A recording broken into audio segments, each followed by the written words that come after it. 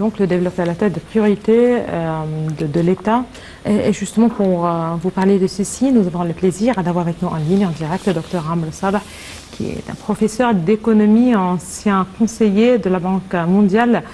Bonsoir, Dr Amr Saleh.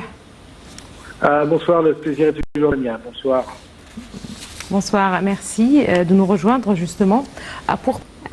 Mais justement, avant de parler du Sinaï, peut-être vous avez eu l'occasion de suivre un petit peu le colloque culturel qui a été organisé hier à l'occasion du 50e anniversaire de la guerre d'octobre. Et là, avant de passer au développement du Sinaï, qu'est-ce qui a attiré votre attention hier? Quel regard vous portez justement sur cette célébration? Écoutez, la première chose qui a vraiment attiré mon attention, et ce qui est nouveau, c'est que, vous savez, les festivités sur la guerre Kippour, la guerre d'octobre, se déroulent depuis 49 ans.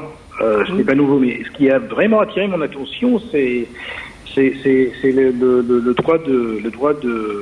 droit aux mémoires et le soutien au droit de mémoire qui a vraiment attiré mon attention, car depuis des années, des philosophes, des écrivains, des intellectuels, des intellos égyptiens parlent de l'importance de cette mémoire,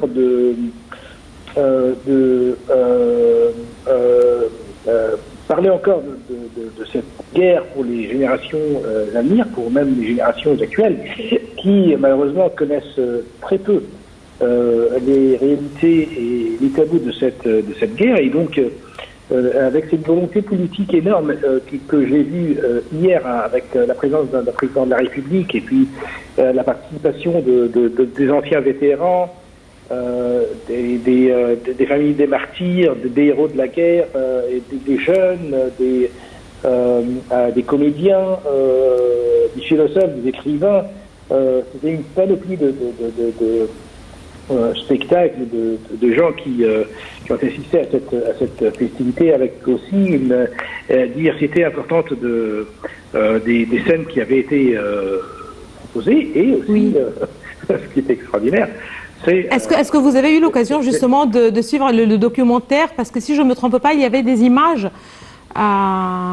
si je ne me trompe pas, toutes neuves peut-être. Oui, les documentaires ont été il y avait les témoignages, les images. Les documentaires avaient été très intéressants, mais aussi, comme je vous disais, c'est cette panoplie des gens qui avaient assisté à cet événement. Bien sûr, et aussi, très intéressante, c'est l'invitation de deux héros, deux figures de proue, si vous voulez, une figure de la société civile, un politicien, il n'est plus de la société civile, c'est un grand politicien arabe,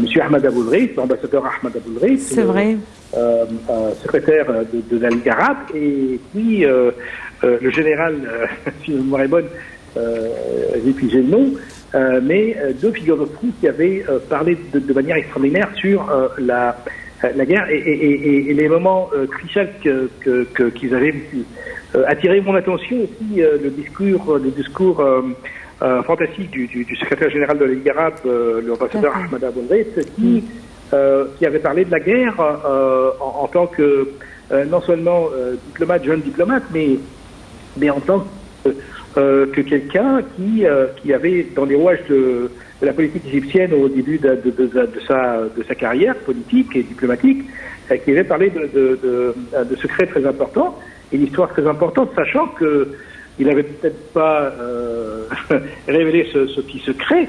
Peu de gens connaissent que Ahmed Aboulreït est le fils d'un des héros de l'armée égyptienne et un général et un chef d'état-major de l'armée de l'air égyptienne. Très peu de gens connaissent cette histoire et ce patrimoine de Ahmed Aboulreït, l'enfant qui a vécu cette guerre et qui avait parlé de cette guerre en tant qu'enfant, en tant que jeune diplomate, mais aussi en tant que secrétaire général de la Ligue arabe et qui a révélé beaucoup de secrets.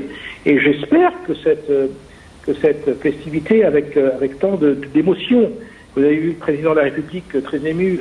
Moi, j'ai remarqué le président de la République qui prenait note, ce qui était très émouvant. Oui. Le président de la République prenait des notes et puis ça lui donnait des idées. D'où d'ailleurs l'appel qui avait été lancé par beaucoup de gens de créer une plateforme numérique pour la mémoire de la guerre Kippour. Donc, si vous voulez, pour revenir à votre question, moi j'ai été vraiment frappé par cette intensité, ces moments intenses de cette festivité, mais aussi par cette diversité culturelle, politique, sociale et aussi artistique de cette festivité patriotique. Très bien, l'importance d'enregistrer ces témoignages de la désinformation et comment justement c'est nécessaire d'avoir une plateforme, une source fiable sur laquelle nous pouvons justement trouver, si vous le voulez bien, trouver toutes les informations selon l'histoire concrète et réelle. Voilà. Quand on parle de la guerre, quand on parle de 50 ans, justement, du 50e anniversaire de cette victoire, certainement on parle du Sinaï. C'était toujours un souci pour la direction égyptienne, pour les dirigeants égyptiens, justement, de développer le Sinaï. C'était toujours un défi. L'idée était toujours présente, comment développer le Sinaï qui fait partie de la sécurité nationale de l'Égypte et comment est-ce que ce développement pourrait justement contribuer à renforcer ce front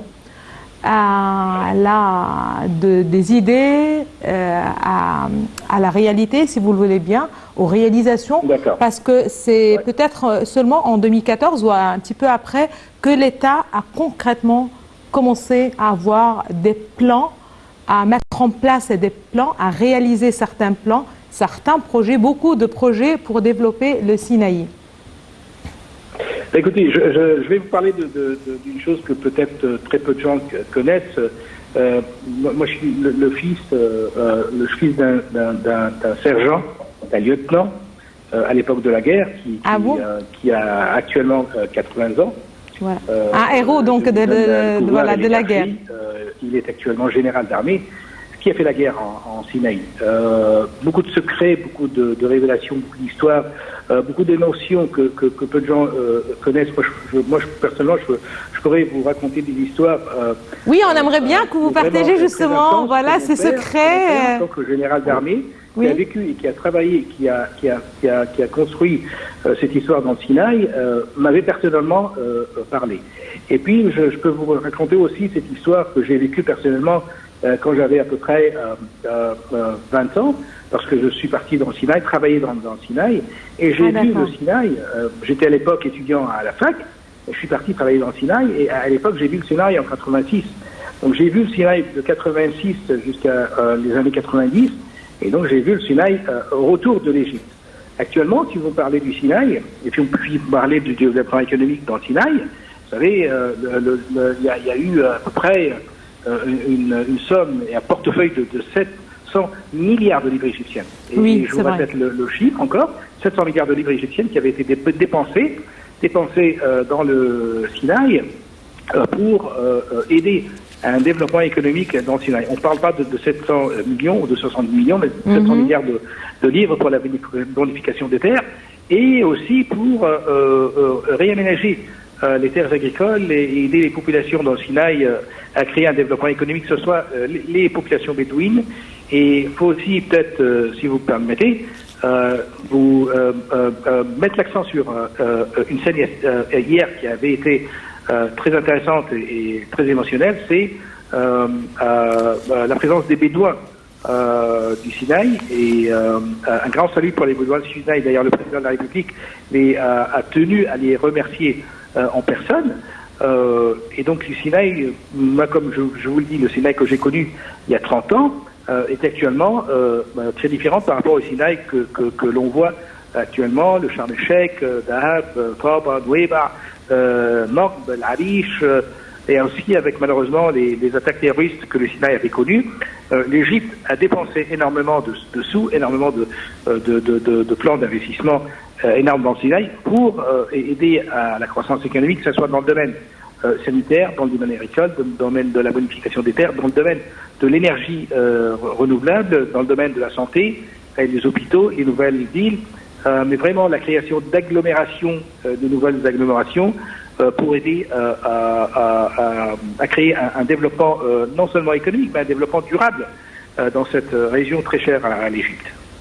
Très bien. On parle de projets, on parle surtout, par exemple, de zones industrielles qui sont mises en place, de plusieurs zones industrielles, peut-être 5 zones industrielles qui ont été créées dans les Sinaï. On parle de la bonification de terrain et des projets liés justement à la bonification de terrain, voilà, justement pour fournir l'eau nécessaire pour l'irrigation.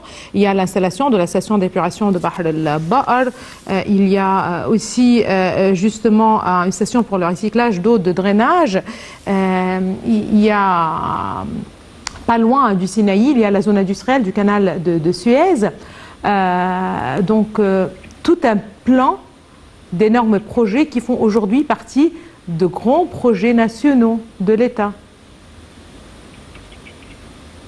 Oui, tout à fait. Comme je vous le disais, c'est une bataille. Il y a eu une bataille pour le retour du Sinaï, une bataille diplomatique, une bataille économique, une bataille politique. Là, nous menons une bataille économique pour maintenir le développement économique dans le Sinaï. Et comme je vous le disais, ça coûte cher. Ça a coûté à peu près de 700 milliards de livres égyptiennes pour aider à créer un développement durable dans le Sinaï. Voilà, le développement durable, et ça c'est un mot clé, sans mentionner, parce que voilà, on n'a plus le temps justement à l'aspect éthique de ce territoire, de la péninsule du Sinaï. C'est certainement une terre très riche, d'ailleurs aussi en ressources naturelles, mais il y a aussi le côté de richesse maritime, des stations et des destinations touristiques de qualité et très spéciales aussi, et qui attirent les touristes du monde entier, tous ceux qui sont à la recherche de cette beauté naturelle, que ce soit pour les fonds de la mer ou le désert. Merci beaucoup à vous, Dr Amr Saleh. Vous êtes Dr Amr Saleh, vous êtes professeur d'économie et vous êtes aussi ancien conseiller de la Banque mondiale. Merci beaucoup de vos précisions et d'avoir répondu à notre invitation justement pour parler du Sinaï. Madame, monsieur, merci à vous aussi de nous avoir suivis ce soir. Un dernier hommage peut-être pour tous ceux qui se sont sacrifiés pour nous, pour libérer la terre, tous les martyrs de la guerre d'octobre et tous ceux qui étaient aussi à la tête du pays à l'époque. Merci beaucoup à vous. Excellente soirée à toutes et à tous.